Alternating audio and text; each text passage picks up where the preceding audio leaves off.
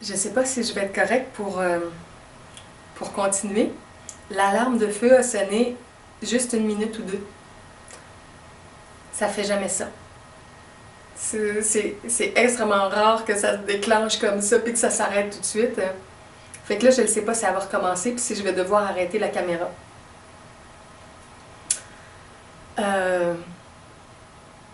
On peut essayer ensemble de faire une petite prise de conscience sur ça. Qu'est-ce qui s'est passé avec l'alarme de feu? Le feu, parfois, c'est relié aussi à une forme de colère. Le feu qui est négatif, le feu qui est dangereux, le feu le feu qui brûle des maisons. Là, c'était pas un feu, c'était une alarme. Une fausse alarme. Quelque chose qui dit... C'est quoi le symbole? Quelque chose qui disait...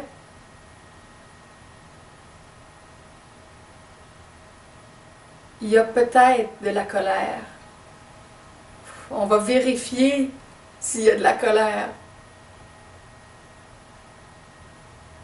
Et il semblerait qu'après 1 minute, oups, l'alarme s'est arrêtée. C'est comme si ça dit, OK, c'est correct, il n'y a pas de colère.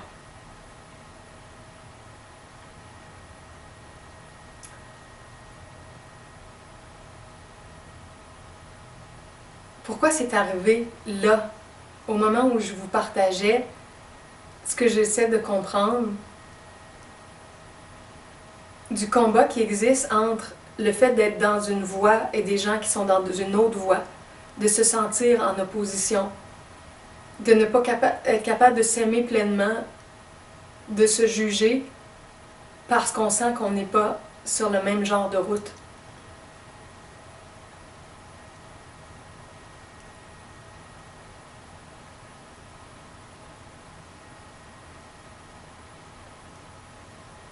Peut-être que l'alarme venait dire « Fais attention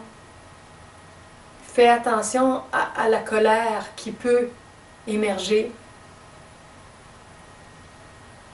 dans des situations comme celle-là, quand des gens semblent très différents dans leurs intérêts, dans leur façon de faire, dans leur alignement. »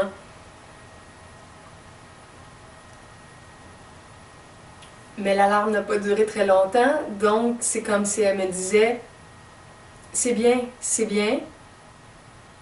tu reviens à l'amour. »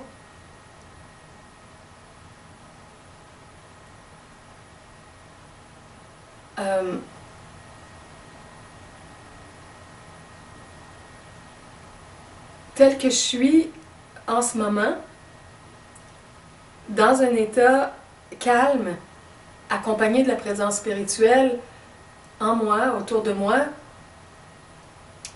j'arrive à regarder ce dont je vous ai parlé dans la première partie avec de l'amour, avec une soif d'un amour plus grand.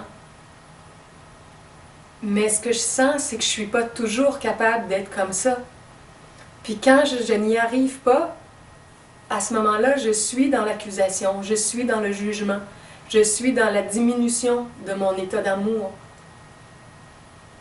Et ce que j'émane, ce que j'apporte aux autres, c'est beaucoup moins beau. Puis pour moi-même, moi la première, je me fais vivre quelque chose de moins agréable.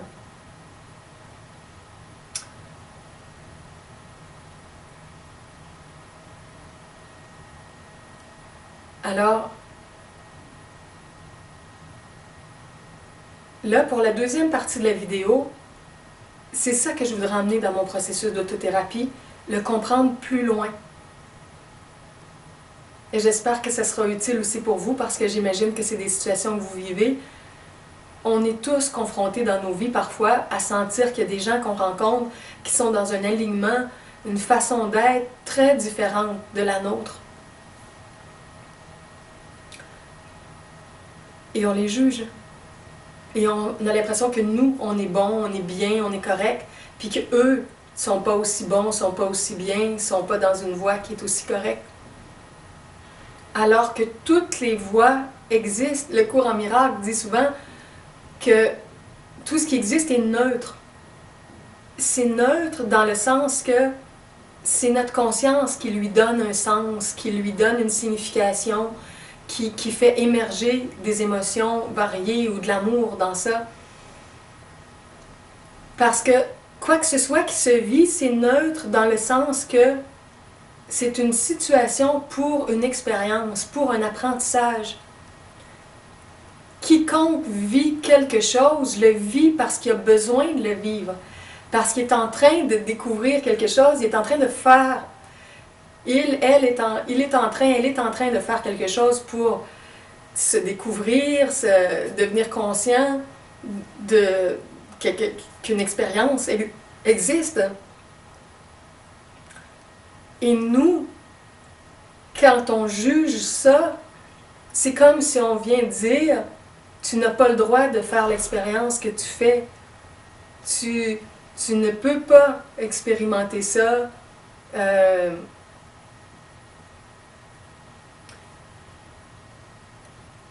Et en profondeur, ça n'a pas de sens. On est créé avec le libre arbitre. On a le libre arbitre justement pour faire des expériences variées, pour apprendre, pour se réajuster, pour devenir plus conscient.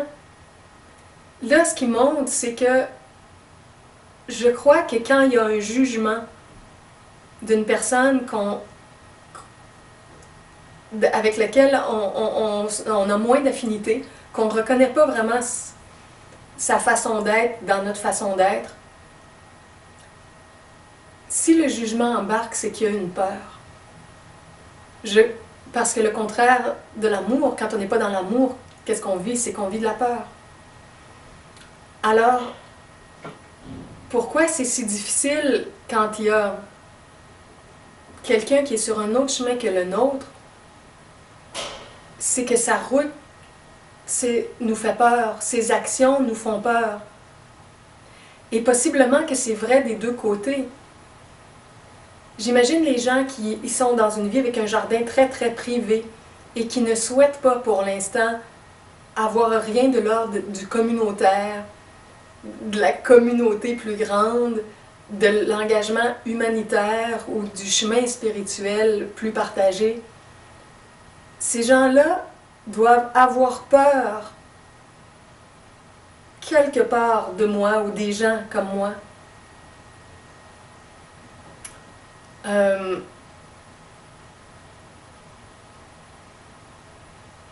Parce que chacun dans notre univers, on regarde l'autre alors que le point divin, de la Mère divine, du Père divin, de Christos, l'Enfant divin, c'est d'englober tout ça, d'embrasser les situations, de les aimer, de ne pas les juger. Mais comment est-ce qu'on peut être dans cet état-là si on a peur?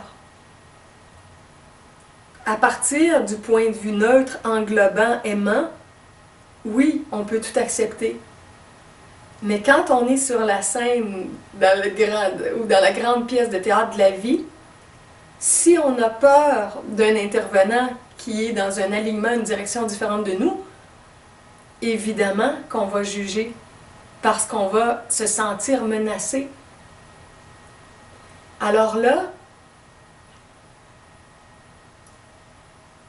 je vois qu'il y a des choses de cet ordre-là que j'ai à comprendre.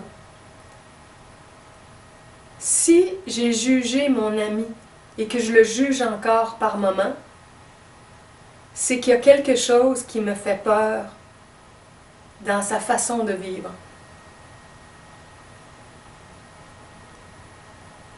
C'est comme si une partie de moi se sent abandonnée. Comme si je le sens replié sur lui-même, intéressé surtout par les choses qui lui rapportent quelque chose à lui. Et si je généralise, parce que je sais que c'est le cas de beaucoup de gens, on pourrait parler d'une femme aussi, des femmes aussi qui vivent dans leur jardin plus privé en faisant des choses juste pour elles.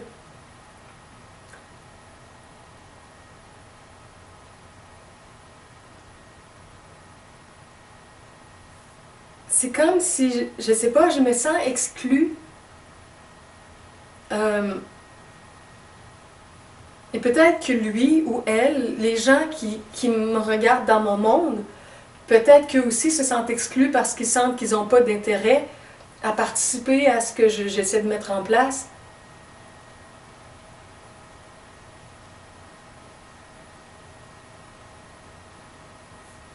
C'est comme j'ai dit plus tôt, on est comme sur deux planètes. On n'arrive pas à être tout le monde ensemble. C'est comme s'il y avait des barrières, des cloisons, des murs.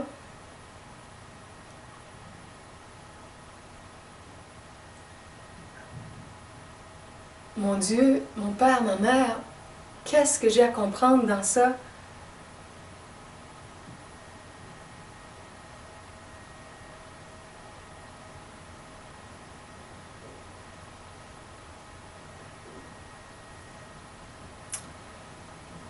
C'est comme si la vie privée, c'est une vie où on a l'impression de prendre. Et la vie communautaire, humanitaire, spirituelle, c'est des moments de vie où on partage, où on offre, où on donne.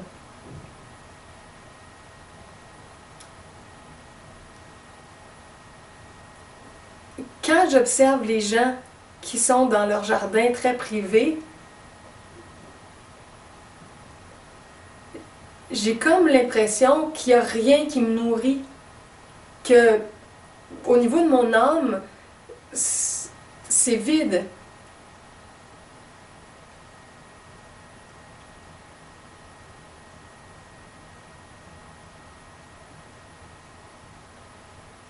C'est...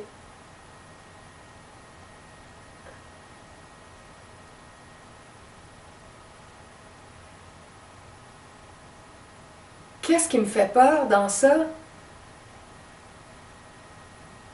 C'est comme s'il n'y a pas vraiment d'échange.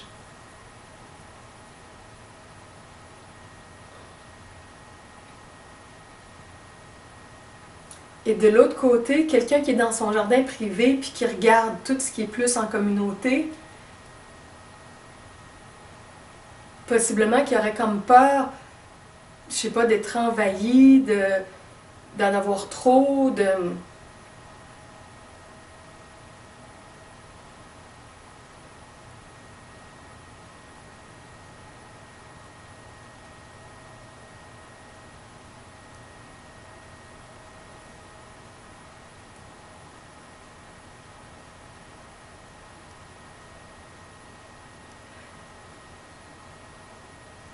Qu'est-ce qui fait que je suis pas capable de juste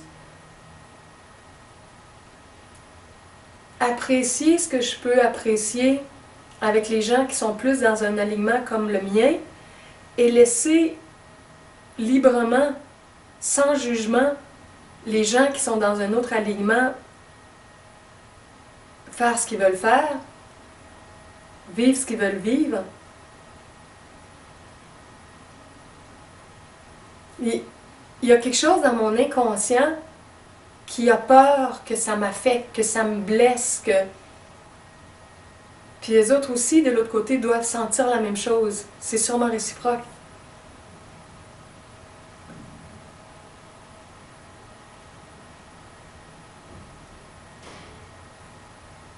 De quoi est-ce que j'ai peur?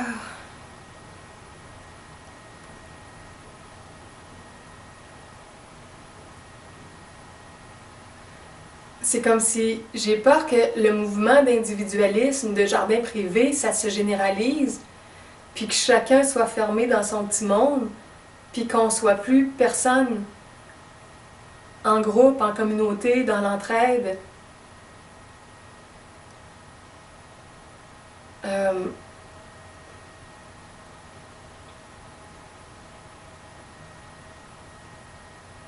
Des fois, j'en parle aussi au niveau du système des dons et des prix fixes. Les prix fixes dans le système commercial, c'est un peu ça aussi, c'est le jardin privé. Je te vends ce que je crée, si tu ne me l'achètes pas, tu ne l'auras pas. Alors que dans le communautaire, c'est je te donne. Je te donne une partie de ce que je crée, de mes talents, de mes services. Et toi, regarde, qu'est-ce que de ton côté tu peux me donner, tu peux m'offrir.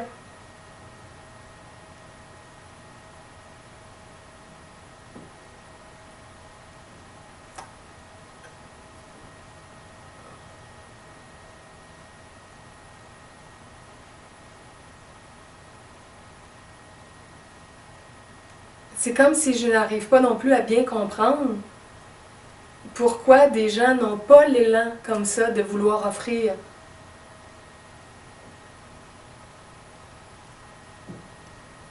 Moi, je pars mes élans, par exemple, si je suis malade.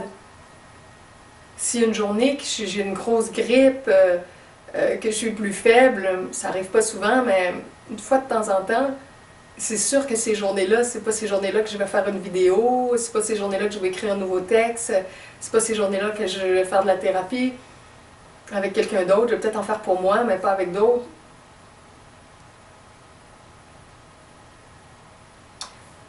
Je sais pas, c'est comme si les gens qui ont un jardin très très privé et presque que ça dans leur vie, c'est comme si je les percevais comme des gens qui sont toujours malades, toujours faibles, toujours en manque d'une énergie, d'une lumière, d'un soleil intérieur qui permet de rayonner.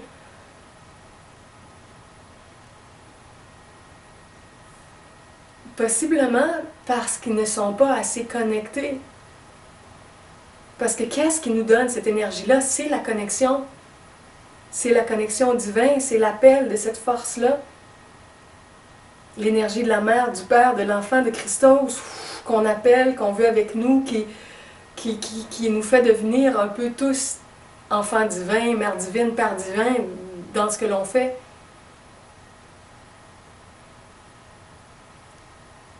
Ok, là, ce que je suis en train de comprendre, c'est que derrière les apparences de ces deux modes de vie-là, ce qui est la communauté ou ce qui est le jardin isolé, c'est comme s'il y en a un qui est plus relié vraiment à la source.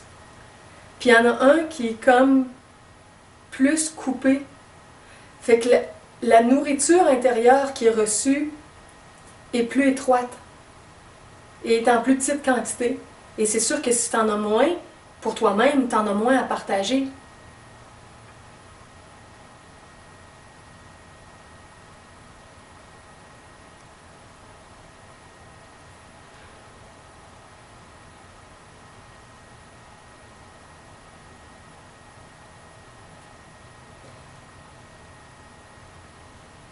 Ouais.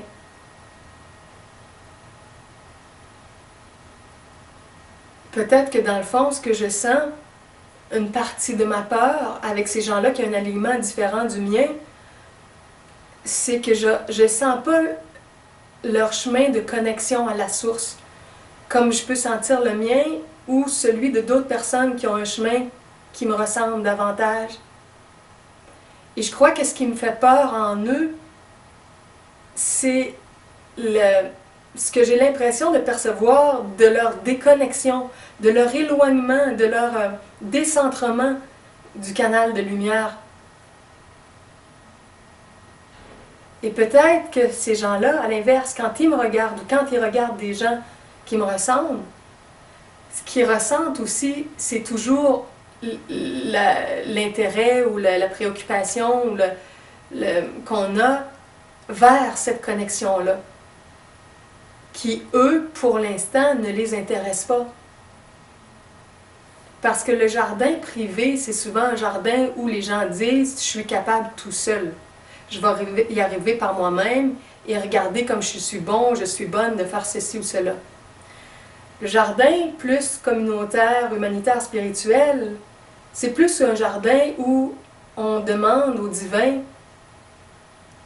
qu'est-ce que je peux faire, comment je peux contribuer, assiste-moi, aide-moi. Puis il n'y a comme pas d'orgueil vraiment avec ce qu'on apporte parce que on le fait dans cette reliance-là. On sait qu'on est nourri d'une présence qui nous donne des ailes, qui nous donne une énergie Et il y a comme une humilité naturelle qui vient avec ça. On ne peut pas vraiment s'enorgueillir de capacités qui nous viennent, qu'on sait qui sont des capacités divines, que tous les enfants divins peuvent avoir en se connectant à la source divine. Bien sûr, on n'a pas toutes les mêmes caractéristiques en même temps parce qu'on est complémentaires pour créer un grand jardin plein de richesses variées, mais on voit que chacun qui se connecte, qui développe une énergie d'amour, de paix, d'harmonie, va recevoir. Et dans ce qu'il va recevoir, va pouvoir donner.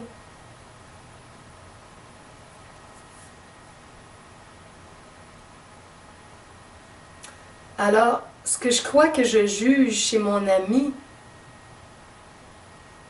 et les gens qui lui ressemblent, c'est que je ne comprends pas leur voie comme de déconnexion ou d'éloignement de la source.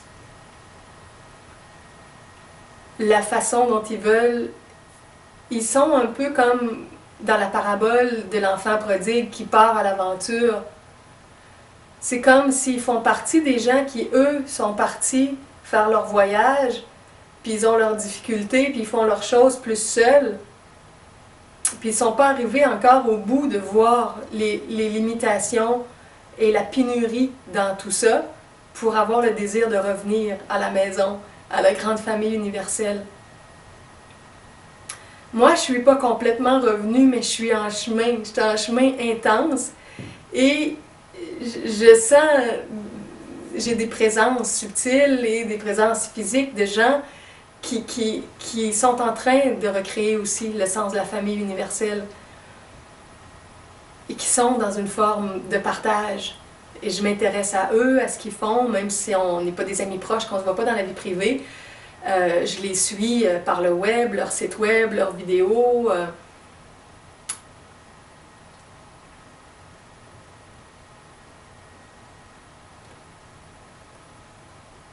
Donc c'est ça, c'est comme, il y en a qui sont plus au début de leur parcours aventurier, je ne sais pas si c'est le début, mais en tout cas, ils sont dans des étapes où ils font les choses à leur façon, sans se relier autant à la grande famille, au divin.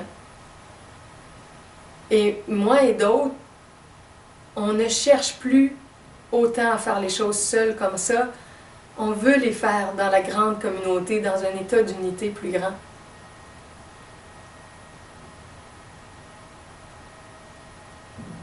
Alors, dans le fond, qu'est-ce qui me fait peur quand je les regarde?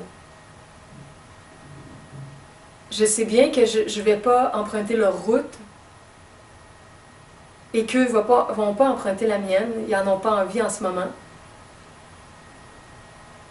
C'est comme un adolescent ou un jeune adulte qui part de la maison puis qui dit à son père puis sa mère « Bon, salut, je m'en vais, je pars en voyage. » Puis quand ils viennent partir, c'est pas le temps de dire « Reviens à la maison, puis viens souper. » Puis il part dans son voyage. Mais quand ça va faire un bon bout de temps, puis quand il va être fatigué, puis peut-être affamé, puis qu'il n'y aura peut-être plus de ressources, là, il va avoir le goût de revenir à la maison. Alors, pourquoi je ne peux pas juste apprécier ce qu'ils sont en train de vivre, de faire? Pourquoi je me sens menacée? C'est deux expériences différentes. Ok, il y a un miroir quelque part là. La menace est dans le miroir. C'est que je vois en eux quelque chose qui est en moi aussi. Ok, c'est que ça fait miroiter la partie de moi qui refuse encore l'unité, la spiritualité, la communauté. Ok, ces gens-là sont le miroir de ce qui reste en moi, qui veut encore être celle qui part à l'aventure, qui fait ses affaires tout seul, qui n'est pas intéressée par son père et sa mère divin, qui ne cherche pas tant à redécouvrir sa nature d'enfant divin, qui dit « je vis comme je vis, je suis comme je suis, le reste c'est pas important ». Ouais, il y a une partie de moi, une petite partie rebelle en moi qui a ça aussi.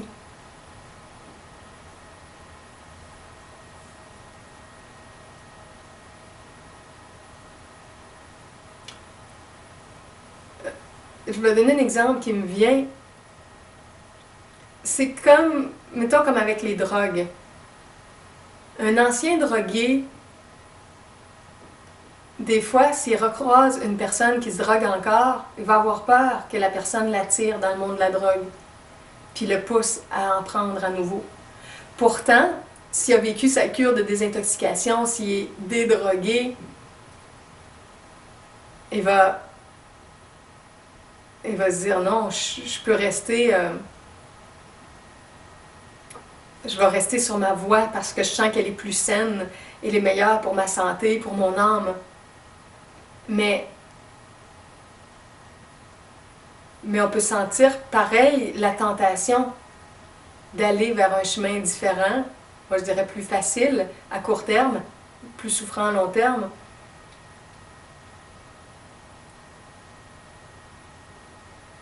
C'est peut-être ça que je sens.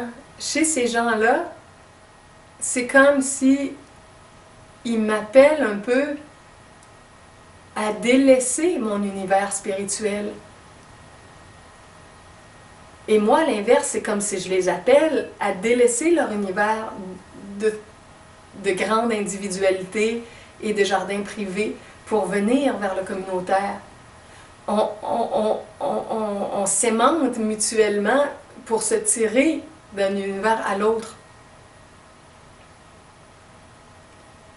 Alors, je crois que j'ai peur d'eux et que je les juge parce qu'il y a une partie de moi qui a encore parfois envie de tout abandonner, ce que je fais. Il y a des journées où je trouve ça difficile, mon chemin de don, mon chemin d'amour. Il y a des journées où je me dis, je vais arrêter de faire ça. Je vais arrêter d'offrir, je vais arrêter de donner, je vais arrêter d'aimer moi aussi. Je veux juste me replier sur moi, regarder la télé. Mais ça dure jamais longtemps parce que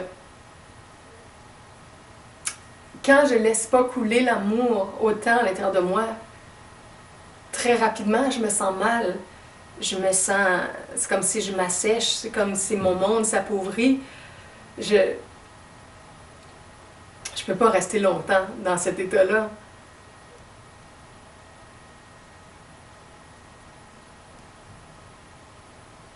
Il s'agit juste que je me repose, que je dorme, que je me ressource, puis je reviens dans mes élans, puis ma connexion se refait plus forte, puis j'ai le goût encore de partager, d'offrir, d'échanger.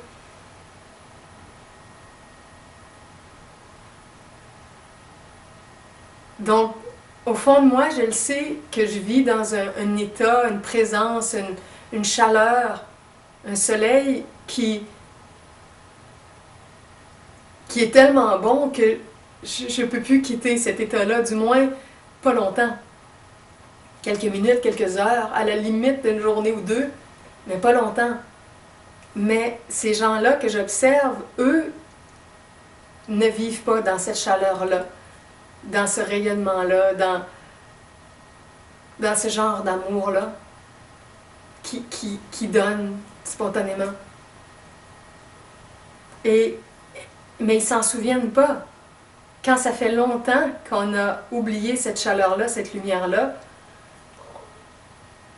l'autre vie est devenue normale.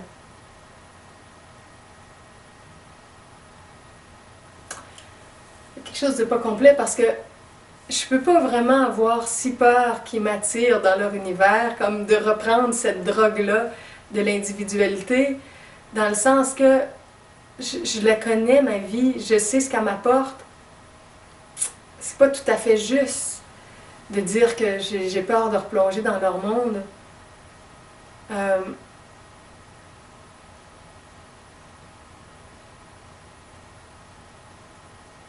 Qu'est-ce qui me fait peur?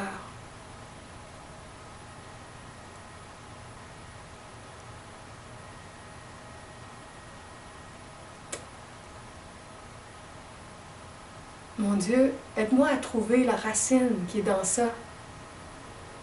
Qu'est-ce qui est au cœur de la peur dans nos deux dynamiques?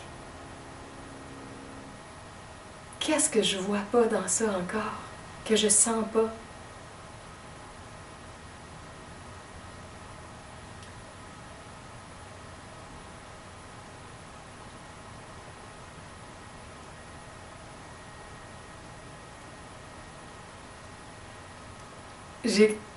J'ai l'impression que j'ai comme peur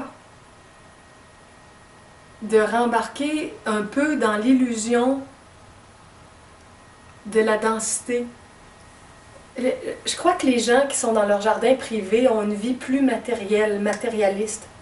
Ils vivent avec les formes denses, avec les satisfactions du monde dense, avec l'argent, avec la nourriture, le sexe. Ils sont plus nourris de la densité. Dans l'univers de la communauté spirituelle, dans ce qui est humanitaire, dans ce qui est dans l'entraide, il y a une nourriture plus subtile qui vient nous nourrir. De voir que quelqu'un fait des prises de conscience, que quelqu'un se guérit, que quelqu'un s'ouvre à la présence divine, à sa nature d'enfant divin.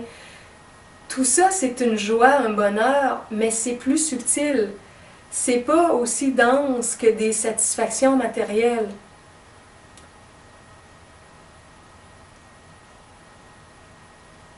C'est comme une petite partie de moi qui a peur, qui m'attire dans leur univers matérialiste.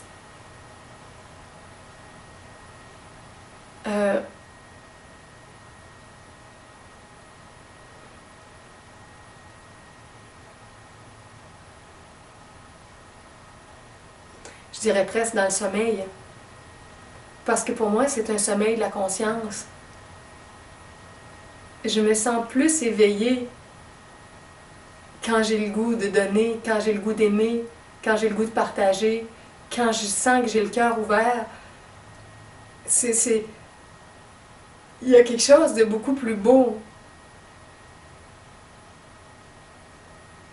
bon, élevant, léger. Quand on est dans le commerce, dans le marchandage, dans tu me donnes ça, je te donne ça, puis je me referme sur moi, puis je veux pas voir personne, je veux pas parler à personne. Et il y a quelque chose de terne, de gris, de brun, de noir dans ça.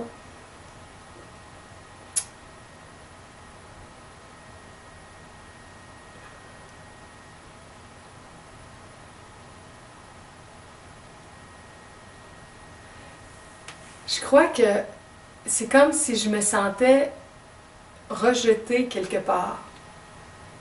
Ce qui me fait peur, c'est qu'il y a toute une partie de mon monde qui ne les intéresse pas.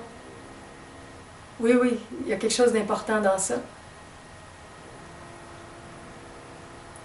C'est des discussions qu'on ne peut pas avoir, des choses que je ne peux pas dire à ces gens-là que j'aime, mais on ne peut pas se parler de certaines compréhensions, certains intérêts, certains projets d'un ordre plus spirituel parce que ça ne les intéresse pas. Puis ils ne peuvent pas m'aider dans ça non plus à l'amplifier, à le bonifier, à le faire grandir parce qu'ils n'ont pas d'énergie pour ça, de créativité dans ça.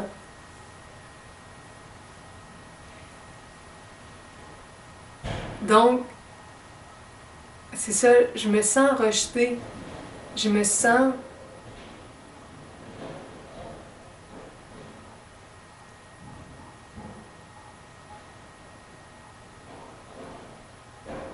Je sens que toute une partie de moi, qui est celle que j'aime le plus finalement, la plus importante pour moi, elle ne peut pas s'unir à eux.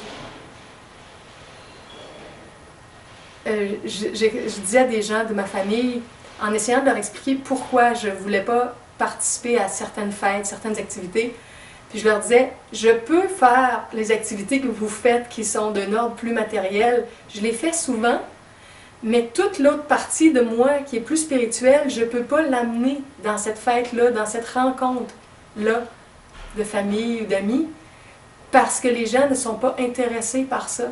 Donc, je dois me couper une partie de moi-même. Je dois m'amputer de moi-même et principalement d'une grande partie de mon cœur. Ce qui me fait vibrer, il faut que je laisse mon cœur au vestiaire pour faire l'activité avec les gens. Pas complètement, là, mais... Alors, je n'ai plus envie de faire ça ou je suis presque plus capable de faire ça.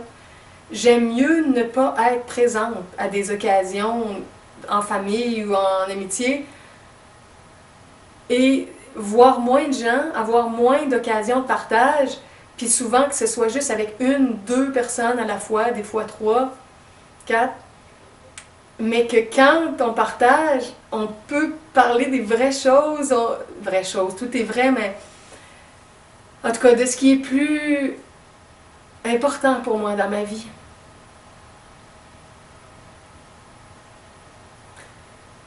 Donc là, c'est ça. Ce que j'identifie, c'est que mon jugement sur les gens qui ont un alignement différent du mien,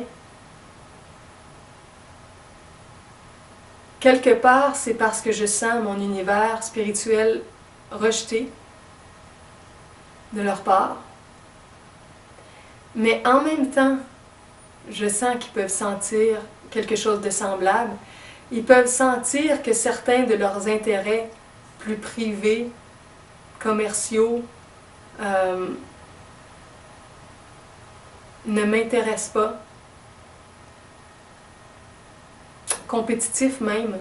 Combien de gens dans cet univers-là vivent dans la compétition, aiment les jeux de compétition, les émissions de télé où il y a des compétitions, les sports de compétition. Moi, dans l'univers plus unitaire, d'unité où je vis, je suis incapable d'embarquer dans les dynamiques de compétition. Parce que c'est automatiquement pour prendre pour un contre l'autre. Quand tu es dans l'unité, quand tu ne veux pas être dans la dualité, c'est impossible de s'intéresser à la compétition. Moi, je cherche des situations où tout le monde est gagnant. Ou quand on est deux, on dit des situations gagnant-gagnant, mais pas des situations perdant-gagnant. Parce que mon cœur englobe tout. Donc, s'il y a un perdant, je vais être aussi, une partie de mon cœur va être du côté du perdant. J'ai pas envie de vivre ça. J'ai pas envie de sentir que la moitié de moi perd puis que l'autre moitié gagne. Je veux qu'on soit complètement gagnant. Alors, tout l'univers de la compétition, que ce soit les Olympiques, que ce soit les sports en général de compétition, que ce soit les jeux artistiques de chansons ou de ci ou de ça où il y a une compétition. Souvent, j'écoute les émissions parce que j'aime les prestations artistiques. Mais la dynamique après ça de compétition, un gagne, l'autre perd, je me sens déchirée, j'aime pas ça. J'aime mieux des événements où ils invitent les gens, chacun fait sa prestation, ils repartent, puis il n'y a pas de compétition. Mais beaucoup de gens aiment ça, les montagnes russes que ça fait. Ah, je prends pour telle personne, ah, j'ai perdu, ah, j'ai gagné. Moi, j'aime pas ça, cette montagne russe-là. Donc, évidemment, dans leur univers, plus matérialiste, compétitif, économique, basé sur le marché de la vente, moi, je me retire et je ne suis pas vraiment intéressée. Puis c'est vrai que moi aussi, je ne vais pas nourrir cet univers-là. Je ne vais pas les inspirer. Fait que c'est ça, c'est comme si on s'en va dans deux directions différentes. D'un côté, on va vers le fait de tout embrasser, tout aimer, unifier, harmoniser, donner. De l'autre côté, on va vers la séparativité, la combativité, la possessivité, l'agressivité aussi, parce que ça génère beaucoup de frustration et de comportements de violence parfois. Donc, à un moment donné, il faut choisir. On prend une direction ou on prend l'autre. Ou il y a des parties de nous qui sont dans un volet, il y a d'autres parties qui sont dans l'autre volet.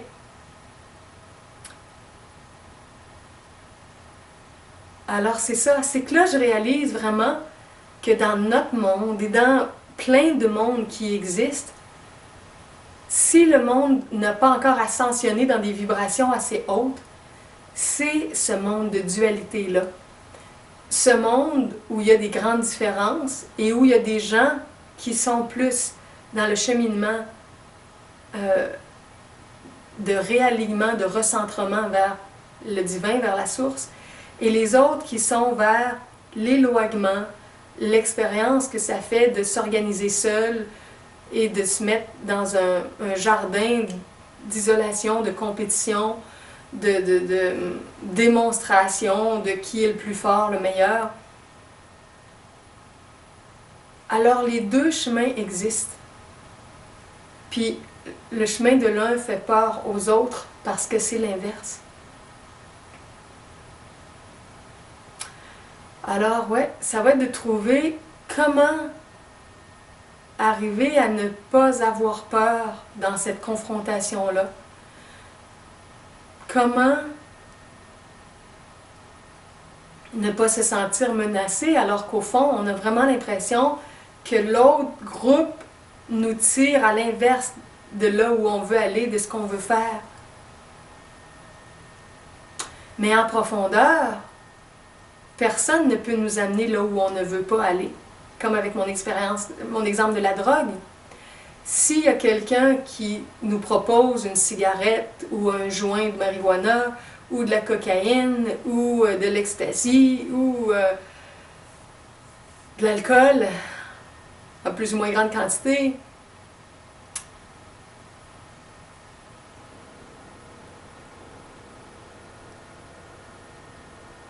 à la limite, je pourrais aller dans les autres drogues, le sucre, l'orgasme, toutes les autres dépendances qu'on peut avoir aussi. En tout cas, quand quelqu'un nous invite à consommer quelque chose que nous, on en prend de moins en moins dans notre vie, on a toujours la possibilité de dire non. Non, ça ne m'intéresse pas, je vis de notre façon. Et vice-versa, si nous, on est en face de quelqu'un qui a certaines dépendances, puis qu'on lui dit « Je t'invite à ne pas prendre ça aujourd'hui, ne pas en prendre ce soir, ne pas en prendre cet après-midi. Passe une demi-journée sans ça. Essaie de te rendre à demain sans ça. Vis le chemin de te dédroguer de ça. » Eux aussi sont libres de dire « Non, moi je prends ma drogue. » Ou « Oui, je vais essayer. » On est toujours libre de nos décisions. Donc, pourquoi ça me fait peur? Si je réalise tout ça, c'est la représentation, tout ce que j'ai parlé, à partir du premier exemple de la bestiole écrasée sur ma feuille.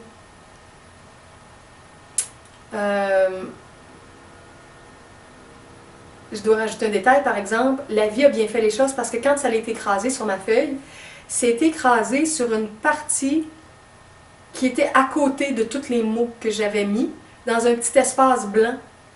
Ce qui a fait que par la suite, j'ai eu à nettoyer, puis peut-être comme mettre du liquid paper, qu'on dit ici, là, le petit liquide blanc, mais toute ma feuille n'a pas été gâchée. Elle a été moins belle, moins impeccable, mais ça n'a pas gâché complètement ce que j'avais fait. Fait que c'était comme une petite agression, mais pas complète.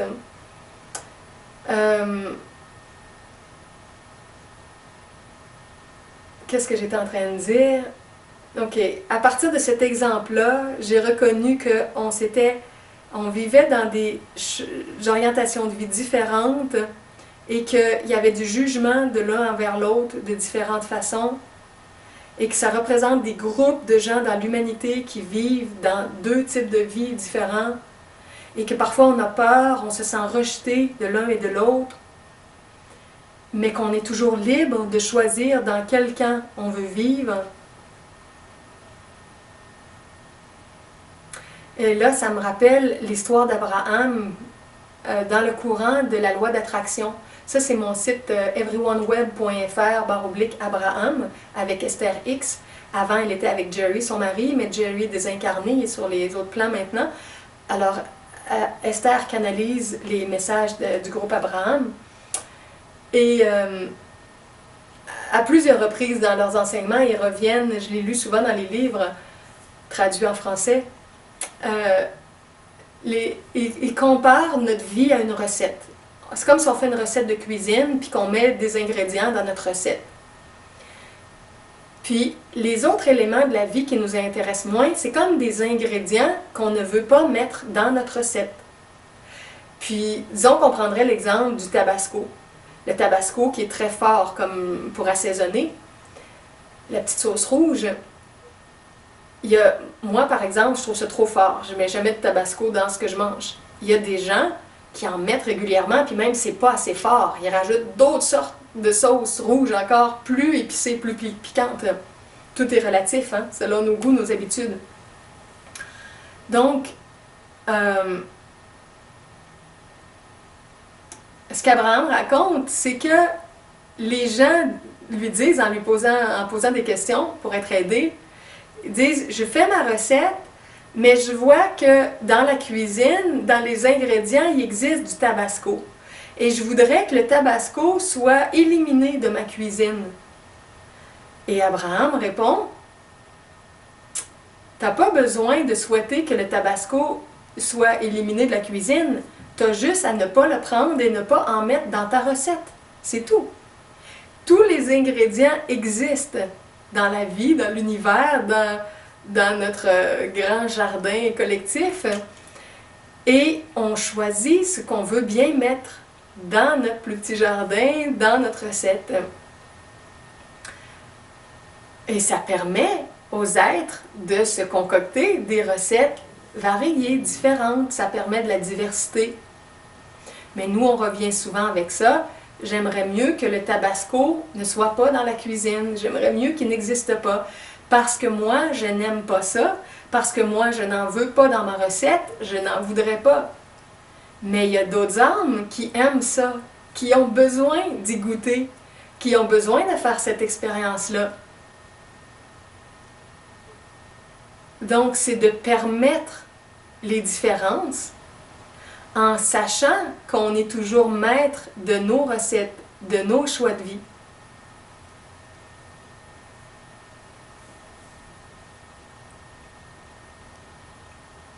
Et que si on est dans le respect, on va être respecté. Ouais, ça repartirait toute une autre conversation que je ne ferai pas aujourd'hui, ça serait trop long, mais sur la peur d'être agressé. Je crois que souvent on a peur par des gens qui vivent autrement de nous qu'on soit agressé. Mais ce que j'essaie de démontrer dans ces sessions-là d'autothérapie, c'est que il n'y a rien qui nous arrive par hasard sans qu'on ait une responsabilité dans ça. Ça nous arrive parce qu'il y a un miroir, parce qu'il y a quelque chose qui nous ressemble, parce qu'il y a quelque chose à comprendre, parce qu'on a fait quelque chose de semblable. Et c'est pour ça que si on apprend à vivre vraiment dans l'amour, vraiment dans le respect, dans le non-jugement, dans la paix, on va recevoir en retour pour notre jardin cette même énergie-là. Parfois, on pense qu'on a été dans l'amour, dans le non-jugement, dans la paix et le respect, mais on ne l'a pas été à 100%. À un certain niveau externe, on a pu l'être, mais peut-être qu'un peu avant, quelques jours, semaines, mois, on ne l'était pas, puis il y a encore un peu de ça dans notre énergie ou dans nos pensées. Des fois, on ne passe pas à l'acte directement, ou on ne dit pas, mais on pense certaines choses qui sont plus méchantes, qui sont plus jugeantes, qui sont plus négatives, qui sont plus méprisantes. Alors, c'est tout ça qui est en jeu.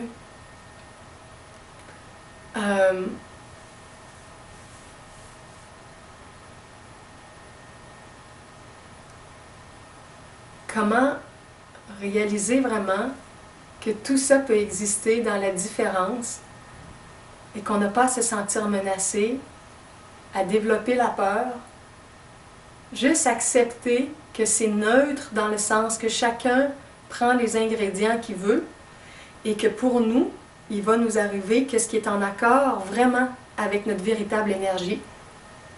Mais pour ça, il faut être conscient de ce qui est caché à l'intérieur de nous qui des fois attirent des choses plus désagréables. Bon, je vais m'arrêter avec ça aujourd'hui. Je pense que c'est assez long, il y a beaucoup de bagages dans tout ça. Je remercie beaucoup la présence divine, ma mère, mon père, je vous remercie. Christos, toi le Christ cosmique, merci. Les guides, les maîtres, les anges, les archanges, merci à vous tous de nous aider, de nous inspirer. Vous savez, il nous vient des pensées, des compréhensions, on pense toujours que c'est nous, mais plus on accepte de s'ouvrir, plus on est accompagné, aidé pour aller plus loin dans nos découvertes. Alors, on peut penser que ça vient que de nous, mais d'où vient une idée? Quand une idée nous vient, une question, une inspiration, une réponse, d'où est-ce qu'elle vient? C'est pas, des fois, c'est notre monde intérieur, mais des fois, c'est le grand monde universel, avec tous ces êtres-là, toutes ces présences-là, qui nous inspirent. C'est vrai pour le négatif et le positif, parmi toutes les influences qui nous aident. Donc, merci, et merci à toi qui est avec moi, parce que ce que je comprends, c'est que dans mon élan à le faire live, au lieu de juste écrire mon journal pour moi, ou de travailler puis de devoir prendre 1h30 pour après ça le mettre en forme et le mettre sur un site web comme j'ai fait dans le passé, au lieu de le mettre directement en vidéo, ou plutôt en le faisant en vidéo au lieu de le faire juste en texte, je sais que ça te sert comme ça me sert, que moi je fais des prises de conscience puis que toi aussi tu en fais à travers ce que tu écoutes, à travers les liens que tu fais avec ta propre vie. Et parce que j'ai le sentiment que ça nous fait vivre quelque chose de plus grand ensemble, parce que notre amour grandit comme ça en partageant, ça me donne plus d'élan pour faire ce que j'ai à faire, plus d'envie de rentrer dans ce processus-là d'autothérapie ou de thérapie divine pour avancer et t'aider à avancer et que toute notre conscience globale, sociale se transforme.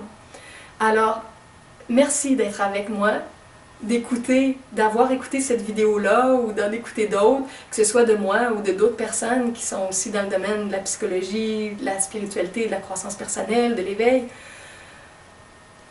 Merci d'être là, d'agrandir le nombre des supporters, des visionneurs, des communicateurs avec toutes les bonnes ressources.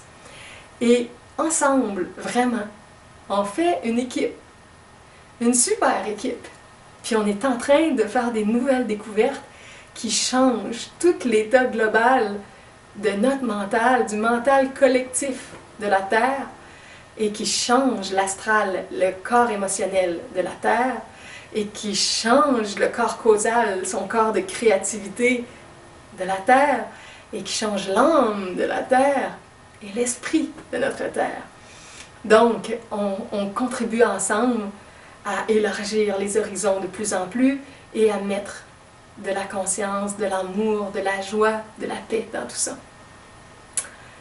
Merci beaucoup d'être là et on se revoit bientôt, peut-être demain ou prochainement, pour une prochaine vidéo en français ou en anglais. Bye!